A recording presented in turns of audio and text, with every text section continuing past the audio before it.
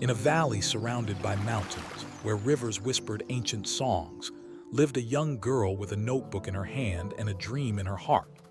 Her name was Malala Yousafzai. She was born in 1997 in Pakistan's Swat Valley, a place of breathtaking beauty, emerald hills, flowing rivers, orchards that seemed to glow under the sun. But behind this beauty lay shadows. It was a region where tradition often clashed with progress, where silence was expected from women, and where one day an even darker force would arrive. From an early age, Malala's father, Ziauddin, planted in her the belief that education was not just a right, but a weapon against ignorance, poverty, and fear.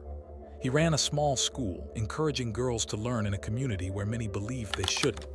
Malala would sit in classrooms filled with boys and girls, her eyes shining with curiosity, her mind hungry for knowledge.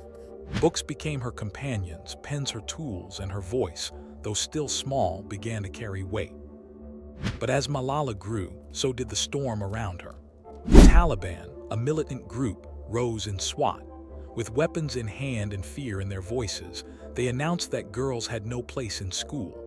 Black banners appeared on the streets. Radio broadcasts warned families to keep their daughters at home. Schools were bombed, classrooms turned to rubble, and silence was forced upon young girls who once filled those rooms with laughter and learning. For many, that silence was unbearable but unbreakable.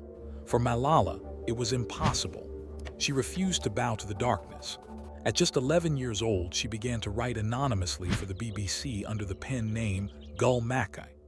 In her diary, she described what it felt like to live under the Taliban's shadow, to walk through streets where threats echoed louder than footsteps, to hold her books close like shields against a world that told her to let them go. Her words, written in secret, began to ripple far beyond the valley. But courage is never free. When you raise your voice against silence, silence fights back. And the louder Malala spoke, the more dangerous her life became. She gave interviews, stood on stages, and declared with a child's clarity what adults had forgotten: that education was not a luxury but a right, that the pen was stronger than the gun. Then came October 9, 2012. Malala, now 15, sat on a school bus with her friends. The laughter of children filled the air, but suddenly the bus screeched to a halt. Armed men boarded. They asked for her by name. A single bullet struck her head. In that moment, the world held its breath. For a girl who had dared to fight with books had been met with the brutality of bullets. But destiny had other plans. Malala survived. Airlifted to hospitals, moved across continents for treatment, she endured surgeries and recovery that would have broken even the strongest. Yet when her eyes opened again, so did her voice, louder, stronger, unshakable. What the gunmen wanted to silence, they had only amplified. From the valleys of Pakistan, her voice now echoed across the globe. She stood before the United Nations, still a teenager, declaring with unwavering courage, "One child, one teacher, one book, one pen can change the world." The words of a schoolgirl became a battle cry for millions. Malala became the youngest Nobel Peace Prize laureate at just 17, honored not for what she had endured, but for what she refused to surrender. Her journey did not stop with survival or speeches. Alongside her father, she founded the Malala Fund, an organization dedicated to championing education for girls across the world, from refugee camps to rural villages, from war zones to forgotten towns.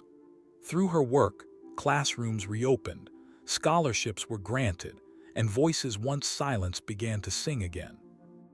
What makes Malala's story extraordinary is not just her survival, nor even her achievements.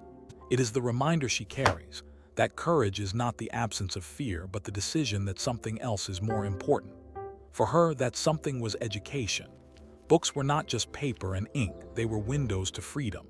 Schools were not just buildings, they were sanctuaries of possibility. And education was not just a privilege, it was a right worth fighting for, worth risking everything for. Even today, Malala continues her journey. She has walked into refugee camps, spoken in the halls of power, and looked into the eyes of girls who remind her of herself at 11, holding onto their notebooks as if they were shields. And in every corner of the world, her message resonates. No child should have to choose between safety and learning, between silence and voice, between shadows and light. Her story is not one of tragedy, but of triumph. Not of a bullet, but of a book. Not of silence, but of a voice that refuses to die. So remember this: Malala was not born extraordinary. She was a young girl in a valley with a father who believed in her and a pen that told her truth. What made her extraordinary was her decision to stand when others sat, to speak when others were silent, to fight not with fists, but with knowledge. And in her story lies a message for us all. The world does not change because of power or violence alone. It changes because of those brave enough to dream of something better, and to believe that even one child, one book, one voice can be the spark that lights the darkness. Malala Yousafzai, the girl who fought with books, is proof that courage can rise from the smallest classroom, that hope can be written in the margins of a notebook, and that sometimes the most powerful weapon in the world is simply a story.